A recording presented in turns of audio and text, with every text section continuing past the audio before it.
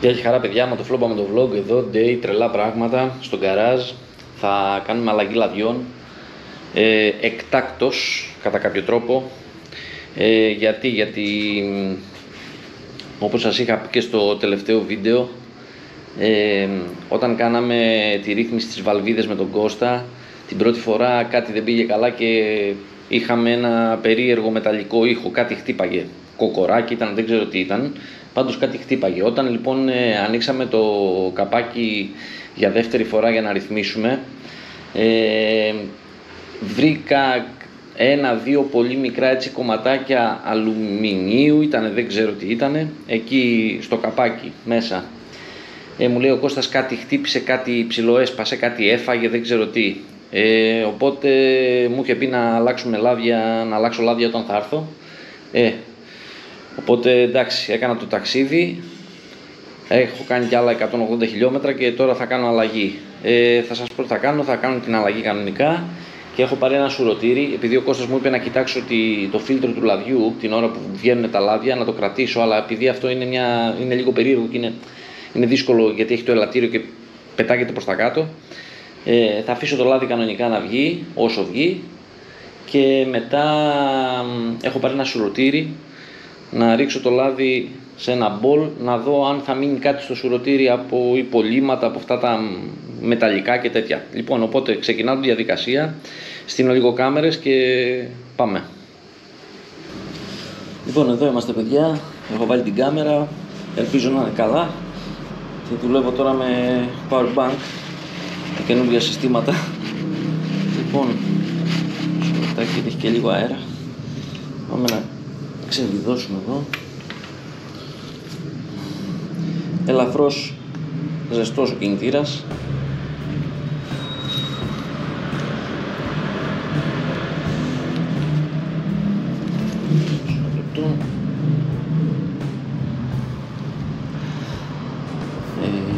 Σωστά ξεβιδώνω, ναι.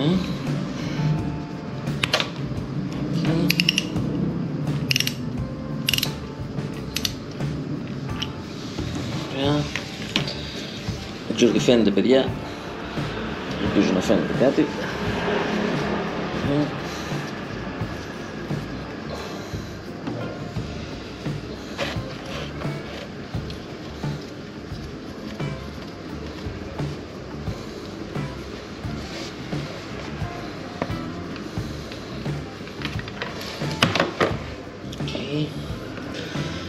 Ωραία.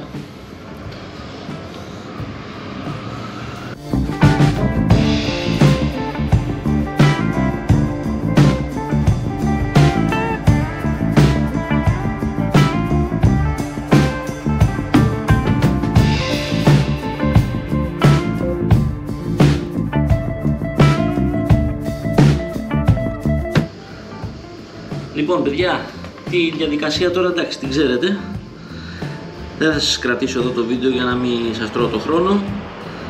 Θα περιμένω να στραγγίξει, θα το κάνω και μπρος πίσω να φύγει όσο το δυνατόν περισσότερο λάδι. Θα κουμπώσω εκεί την τάπα και μετά θα σας πάω που θα βάλουμε το καινούριο λάδι από πάνω και να πάμε να κάνουμε μετά τη μεταφορά στο δοχείο το άλλο, να δούμε με το σουρωτήρι εκεί πέρα μήπως δούμε κάτι. Αυτά, κλείνω και προχωράμε.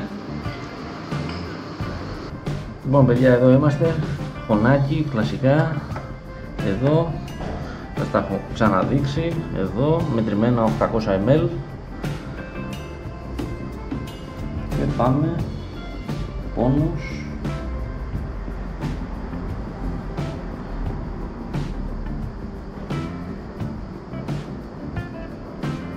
είναι πολύ πιο βολικό να ξέρετε με ένα δοσομετρητή τέτοιο, να βάζετε όσο λάδι πρέπει να μπει μέσα και το ρίχνετε, παρά με το μπουκάλι, γιατί το μπουκάλι πρέπει να το σηκώνετε, να το κοιτάτε πόσο έχει μείνει, το ξαναβγάζετε, το ξαναβάζετε, ενώ εδώ είναι πολύ εύκολα τα πράγματα.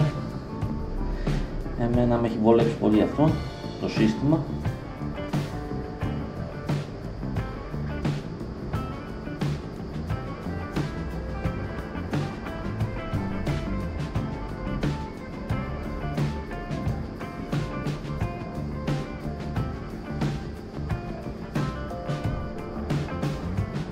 Τελειώσαμε λοιπόν, αυτό ήτανε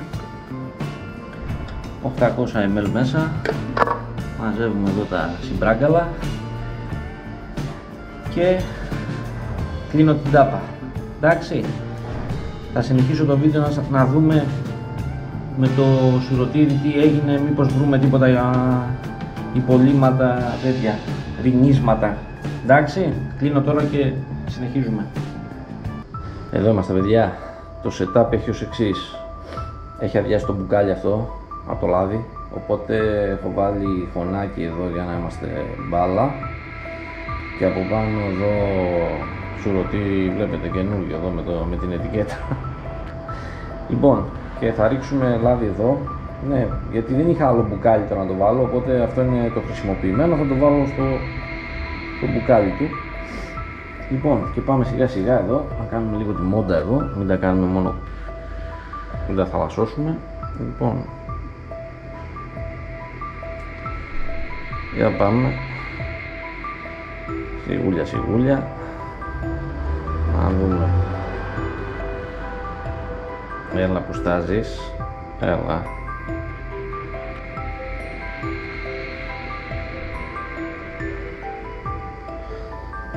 Αυτό ήταν.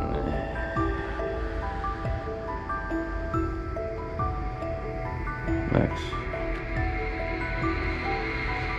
Δύο σταγόνες κάτω πέσανε, αλλά δεν πειράζει.